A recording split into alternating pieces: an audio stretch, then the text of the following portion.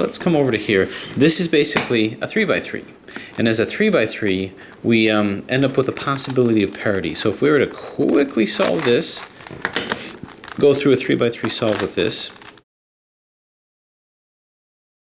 Okay, so here's our second layer, and now we do the last one. This is going to be placing these, F, R, U, R, I, U, I, F, I. Okay, so we see we have a problem. 3 up, 1 down. So this is that parity situation. So what we want to do is we want to basically get rid of this with that Red Bull algorithm. And that's going to be our 2R, 2B, 2U, L, 2 up, RI, 2 up, R, 2 up, 2F, R, 2F, Li, 2B, 2R, and that does it just fine. As a matter of fact, it almost put them in here.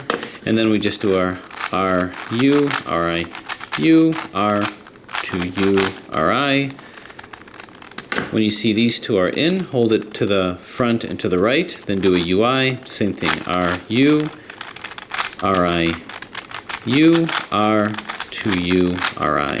And then do a 2U and all that'll be fine. So that's how you get it in here. So now we're going to do the same thing here. This is going to be a strict Megaminx solve. So really, if we're to go through that quick, we'll start off with a green here once again.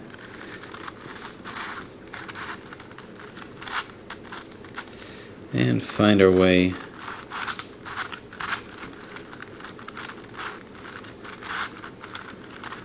to the purple. So we're just putting the edges in. Our newly manufactured edges, actually. Here's the red one, turn, turn. Put our blue one in. Turn, turn. What I'm doing is I'm doing the exact same solve as the Megaminx. So see the Megaminx tutorial, I'm doing it exactly the same way. Turn, turn, turn.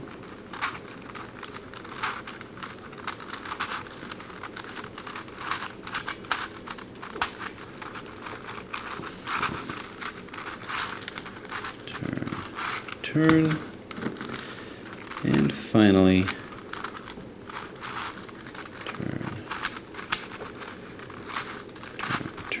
turn, turn, zoom, pow. Okay, so here's the first layer over here. So this will slide into here by that algorithm that moves his edges but doesn't touch the corner just below it. U, R, UI, RI, U, FI,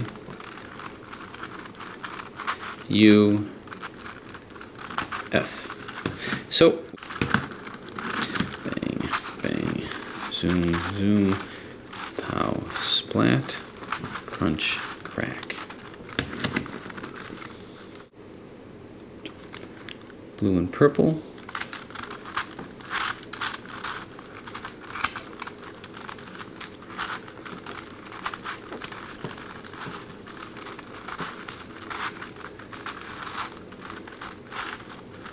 Here, purple and white, turn, turn, turn, turn, turn, turn, and turn.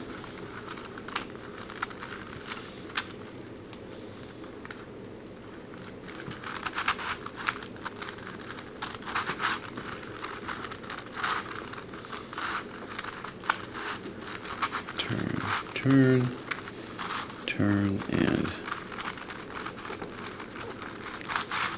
turn. Okay, so we have all of these layers here. So picking it up from where, close to where we left off, we'd finished all of this and I was just filling in these over here. So this is just like we did with the Megaminx. Basically, we've reduced our center, our edges, and we're just lining these layers up over here. So find the silver, silver and gold, which is right over here. So remember, the top layer is the one that I'm going to be shuttling things about, moving things around as I need to. So let's shuttle this up here. And then from there I can move it whichever way I want.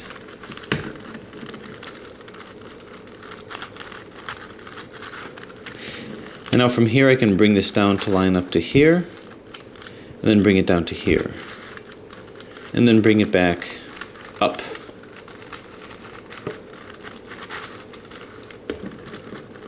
So that's over here. Then I'm going to fill this one in, blue and silver, right over here.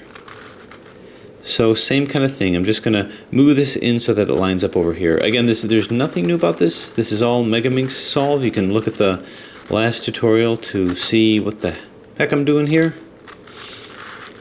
Move this in so these are lined up, and move this out. Then I find the corner that has a blue, silver, and gold, which is right over here. So we move this to the top layer, move it out of the way, and then carefully move this back down. So we have to make sure that we don't take out what we just put back in.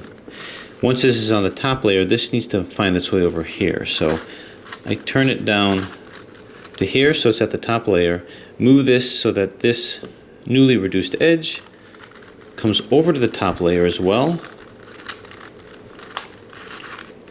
Okay, so basically these two are on the top layer here, these two. Then I just do some RIDIs to roll it in. RIDI, RD. If it's not in, I just keep doing that until it gets in there. The reason why I'm doing it like this is that this won't mess up anything else that I've done. RIDI, RD, RIDI, RD, and I think you get the picture. So you can see that in here. So then I just move it down so you can see this is here. And then I just finish doing that with all the rest of these. So we've got this up here. Move it up, out, move this back down. And once I put it up here, I can really do whatever I want with it. So the orange and purple. Right over here, right over here. So bring it up to the top, shuttle it away, and move this back down. Even if I didn't move anything out, it's just a good idea to keep moving things back so that you kind of clean up after yourself. So there's this over here and over here. Now with this, oh, no, not this corner, it's going to be purple, blue, and orange. Right over here. So move this to the top, and as long as you're doing short movements like this, you won't mess anything else up, and as long as you put things away. So this is at the top layer. We have to coincide it with this one at the top layer, so we move this like so. 1, 2, and just go ahead and roll it in. RIDI, RD, RIDI, RD, RIDI, RD, and hopefully this next one will do it.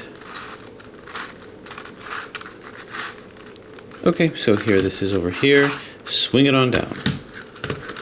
I think we have one more left. So yeah, we have one more here. Turn, turn, turn. Bring it back. And white, white and yellow right up here. Move it in. Turn it across, bring it down, and just move this into place here.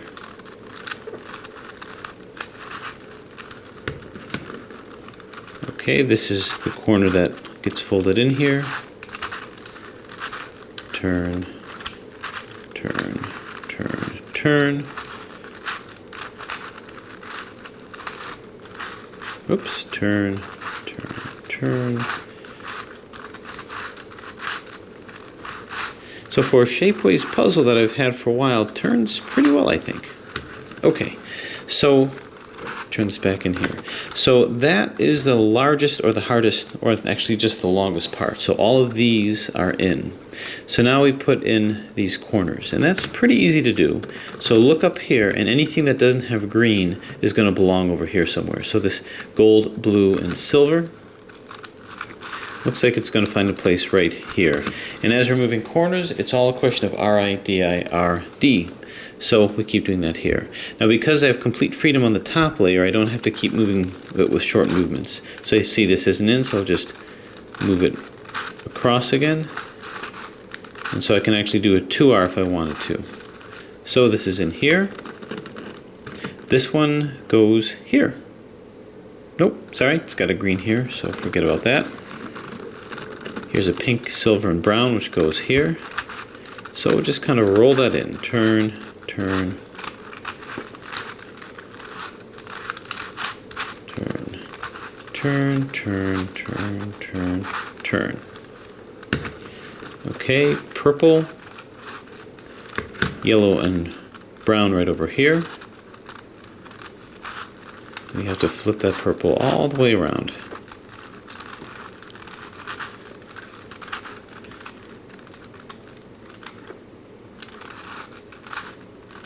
And there, okay.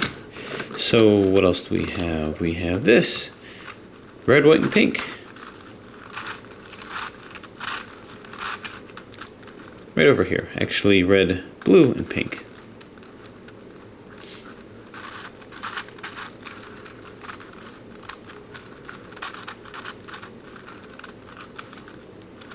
Alright, so roll it in. Turn, turn, turn, turn, turn,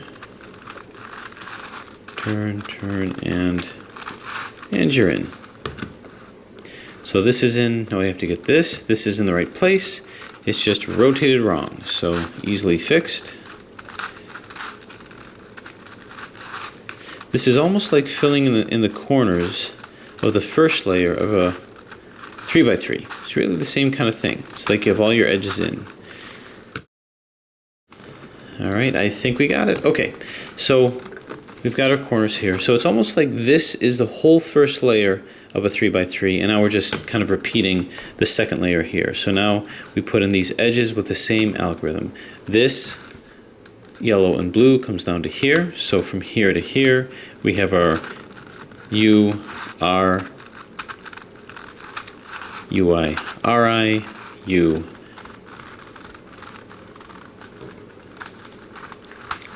FI, UI, and F. So it brings it in here. There's nothing new under the sun. Wheel this guy around, same thing, this comes down to here.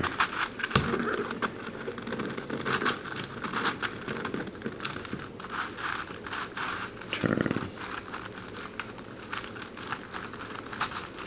Turn, turn, and down. Okay. Here's a silver and pink, which comes down to here. This time it's the left side, so it's just the inverse. UI, LI, U, L, U, F, UI, FI.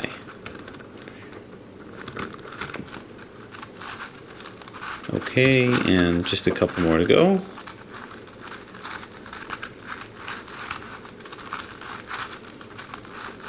Turn, turn, turn, and turn. And finally we have this guy. Turn. Now, here's what you're all wondering. What about the last layer, parity? This is an even number puzzle, right? So do we get the equivalent to a 3 up, 1 down kind of a situation? Well, let's see. So this is all in, now we just have the last layer. And let's see what we have. So the way that I do this is the last layer, as you recall from the Megaminx, is done pretty much the same way, but I'm pretending like 2 layers are fused. So I see I have 1 up and 1, 2, 3, 4 down. Is this equivalent to a parity? Because the parity on a 4x4, something like this, is if you had 3 up and 1 down. Is this that? Well, Yeah, it sort of is, but it doesn't really matter. And here's the interesting thing about this puzzle. Although you don't get this configuration on the Megaminx, the reason why it doesn't matter in this particular puzzle is because it's like two are fused. So when I have this, I'm just going to go ahead and do the algorithm. And what that's going to do is it's going to kind of self-correct things. And the algorithm is the same thing as doing it on a 4x4 or a 3x3. And I'm just going to arbitrarily pick any. And if I pretend like, well, this is up and the rest are down and the rest are going to be fused, well, watch what's going to happen. We do F, R, U, Ri, Ui, Fi. So just by that nature, what I have is I now have 3 that are up. So because you have this 5-layer thing, the 5 layers prevents you from having a parity that you have to get out of. Even if you have 1 up and 5 down, it doesn't matter. So now I have 3. So I'm going to correlate this as the L. The L formation, if I were to fuse these two together, this is as 1 and this is another 1. So I'm going to hold it over here so that my L is just to the left and to the back. For further instruction on that, go see this guy's tutorial and do the same thing. F, R, U, Ri, Ui, Fi. And as you know, the line comes next, which is equivalent to these two as being 1 fused together, and this as being 1. So this is the line. So basically we've managed to avoid a kind of a parity that we have to get away from, because just based on the shape of this, just based on the fact that 2 are bandaged, or you can think of it as bandaged as like 1. So F, R, U, Ri, Ui, Fi. So I know what you're thinking. Great. And we can solve this just like a Megaminx. No need for any 4x4 parities, but not so fast. So let's take a look and see what the next step is. Well, the next step is we have to, now that we've oriented these, now that we've turned them, we need to permute them. We need to do the, quote, PLL, permutation of the last layer. So let's go ahead and see which ones are in. So these two are in. If I pretend that these are fused together, then I can do the algorithm RU, RIU, R3U, Ri, which will hold these constant. This will be held in, and this will be held in, and it'll permute the rest around. So that's R, U, Ri, U, R, 3U, Ri. And this is in, this is in, this is in, and uh-oh, these two are out. We've never seen that before, and you can kind of predict why this is a problem. Although this is an even layered puzzle, we're treating this like an odd layered puzzle, which means it has to follow the laws of odd layered puzzles, which means you can only swap an even number, you can only do an even number of swaps. So you cannot have 3 in and 2 out, because then you'd have to swap these two, and that's 1 swap, that's an odd layer swap.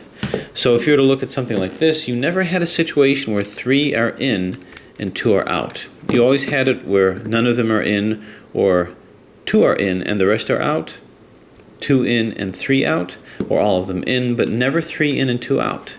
So this is the kind of parity that you get with a Kilominx. Not so much the rotational parity, but it's a permutational parity between these two. So how do we get out of this? What do we do to get out of this? Well, when it comes to destroying parities like this, you know, obviously there's the Red Bull algorithm, but I don't know of a good Red Bull way of getting out of this. So we need to find a way to swap these two. This is kind of equivalent to this situation. Like this situation over here. You've got 4 sides, 2 are in and 2 are out. Now in this particular case, if we ran across this, that's not a problem for us, because all we'd have to do is, just like in a 3x3, because we can have this kind of a situation, is hold it like this, where you have the one that's in front of you and to the right, do a UI, and then go RU, RI, U, R, 2U, RI, and then 2U, and it fixes it. So that's generally not a parity that we worry about with this. Can we do something like this over here? Well, we can try. We can say that this is like these two are fused together, and this is one over here. So let's go ahead and do the same thing. We'll do a UI over here and go RU, RIU, R3U, RI, and then see where that takes us. This is good, not good, this is good, not good. So basically, it didn't really work. These two are like fused together, and this one is singular, but these two are still out. So you run into problems with that. So what's another thing that we can do? Well, there's another way that we can try to get out of it if we use homologies with a 4x4 here. If we take this situation here and let's say we move these across from each other, so we move them just opposite. And we'll go ahead and put this over here and this over here. To our U, to our U, to our, to U, to our, to U, to our, U, to our, to I, to R. Basically, I'm just putting things opposite each other.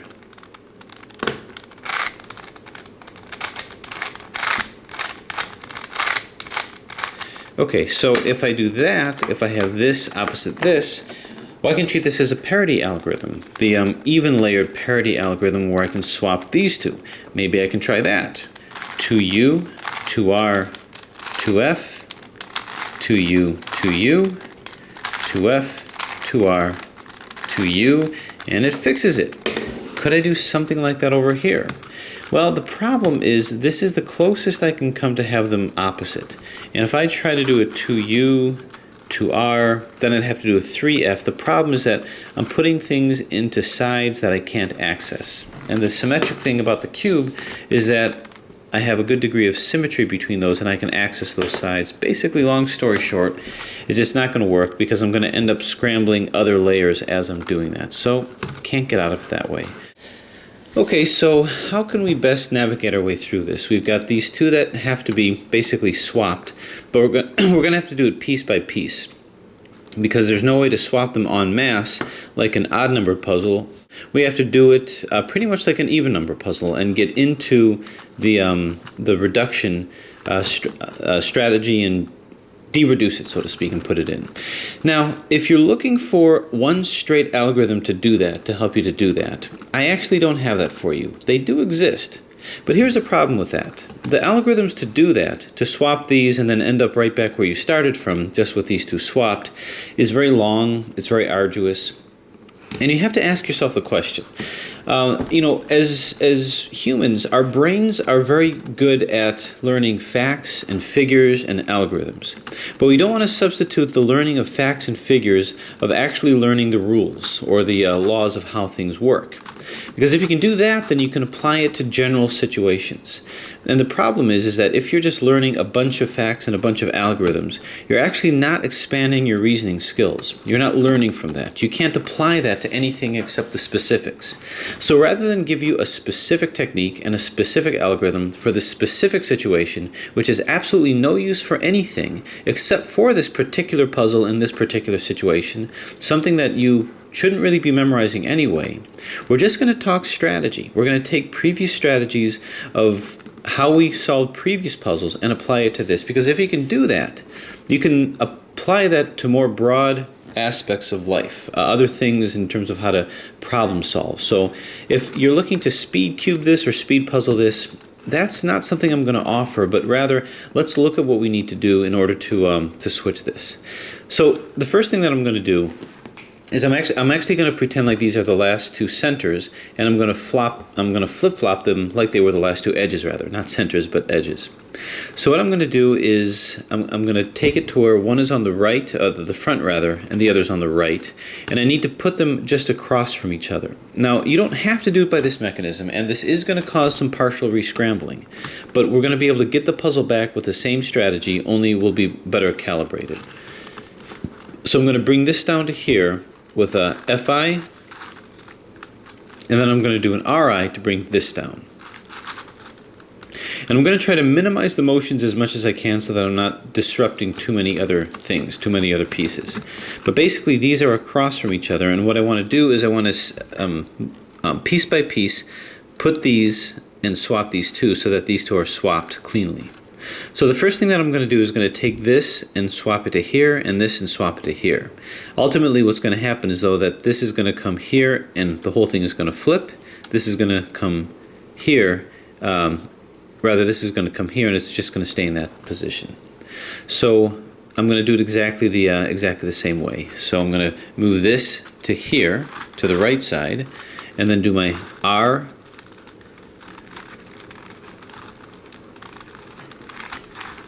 Fi, U, Ri, F, and swing it back. So what that did is it did indeed flip-flop these two. So this came to here and this came to here. Now the next thing that I want to do is I want to flip-flop these two, this to here and this to here. Now what I could do is I could do exactly the same thing. I could just swap this over here and do exactly the same thing. The only problem is by doing that I'm kind of messing things up over here a little bit, and I stand to potentially do the same thing over here. So to minimize that, what I'm actually going to do is I'm going to take this and put this over here, take this and put this over here, and then just do the same thing. And to better keep track of things, when I put this to here, what I'm going to want to do is I'm going to want to make sure that the orange one is on the top. And this orange area here, so this green and orange will be on the top here, this green and orange will be on the top over here, because then I can just move it. Because if I don't, I run the risk of just swapping back what I just swapped out. So remember, orange on the top. So I'm just going to kind of reverse what I did last time. I'm going to go R to bring this back up, and then I'm going to go F to bring this back up over here. Now this I'm going to slide into here, but again, this green and orange is going to have to be on the top. So I'm going to slide this over here, basically doing a UI, and then I'm going to do another Ri. Now understand, these got put out of the way, so that's okay. Ri, then that's going to place that down here. Now all I have to do is take this, and I'm just going to do a motion to bring this over here, and this has to come down to here with this orange and green one on the top. But to move this down here without affecting this, I'm going to do a swap where I take this and I put this down over here, using that algorithm that takes the middle area, that takes the edge here and does an edge swap from the front side here to the left side over here. So U, L, UI, Li, U, F, UI, Fi. So that pretty cleanly puts these things where they need to be. So what I'm going to do is the same algorithm here as these two are flipped. So I'm going to move this once again here, then do R, Fi, U, Ri, F, and bring it back. So now these two, believe it or not, has been swapped. And when you look at it, we're gonna bring these back up again. So I'm gonna move this back up to here and move this back up to here, just to kind of collect our bearings. And what that did is this was put in, this is still looking okay, this is looking okay over here. So we do have a little bit of a partial re-scramble, but we just put it back in by the usual mechanisms that we know. So these are in. Let's go ahead and put these in again here. This already has the green, the blue and orange over here. So where's the orange and purple? Orange and purple is right over here, and it looks fairly fully formed there. So let's go ahead and move this up. So we'll take this over here. I'm just repositioning things here. Move this in like so, and now I can move this whole thing down like so. So this is all in here. Move this back, move this up. Alright, so it's really just a question of positioning, but I managed to get all this in. So all these are once again back in, and we just have to get these guys in. So what I'm going to do is let's go ahead and put the orange, purple, and yellow one in. See if we can find it. It's right over here. And as we're batting this out, why don't we put the yellow, white, and blue one in, which is right over here. And this one can cleanly come down. So let's just move this out of the way, bring this up, move this in. Now you don't have to do it exactly the way that I'm doing it here, but these are how things are just falling into place. Move this over here. This needs to cleanly come down to here. well, maybe not so cleanly. So I'm going to have to roll this in here. So turn, turn, turn, turn, turn, and just keep rolling this in until it's at the configuration that we want. Turn. Okay. So now that we've got all these guys back in, we just get these in. And again, it should be minimized to a pretty good degree. And just like with any 4-layer puzzle, we now have our cross, in this case our star. So now let's see if this actually worked. Let's see if these centers correlate with where they're supposed to be. Good, good, good, good, good, and you did it. You're out of the parity. So the next part is exactly like we did with the Megaminx tutorial. Place these, and I do it just like I do with the 3x3 at this point. So which one of these are in?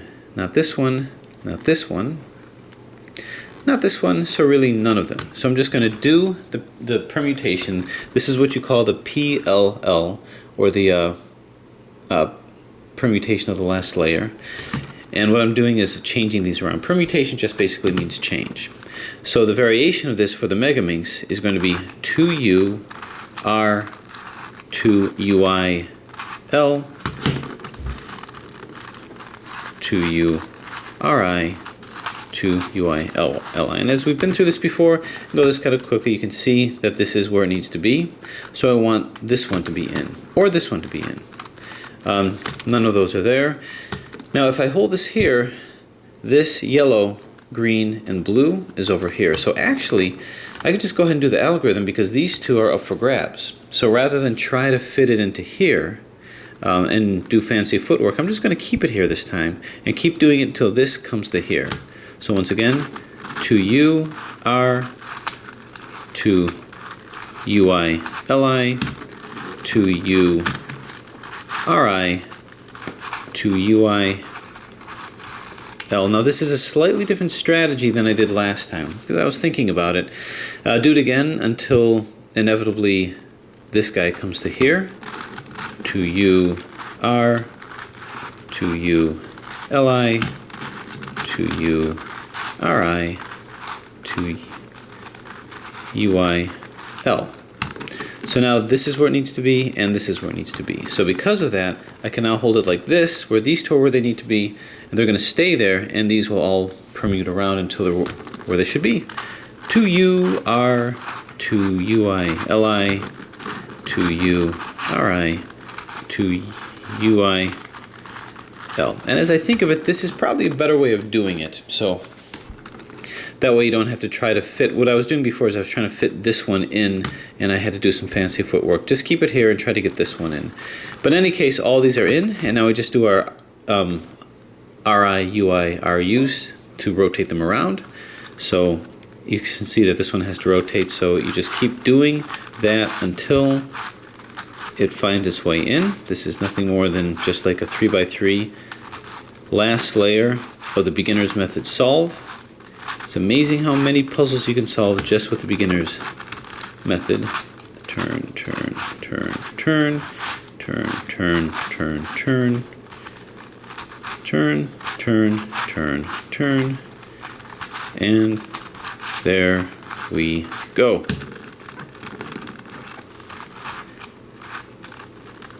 Move this in, and I'm just moving the ones that have to be moved in. And I know by the parity of this puzzle, it will end up solved. It has no choice. It has no decisional making capacity or free will in this case, but the laws of cube nature. And you will find that your Kilominx, your master Kilominx, is now solved. So done, just like Megaminx, basically, you just have to do reduction. You get a very interesting kind of parity at the end, and this is a way to fairly quickly navigate through it. If there's any more clarifications that's needed with this, I did skip around some of the sections rather than go through it as exhaustively, but if there's any other questions, let me know. And this takes its seat along with the others.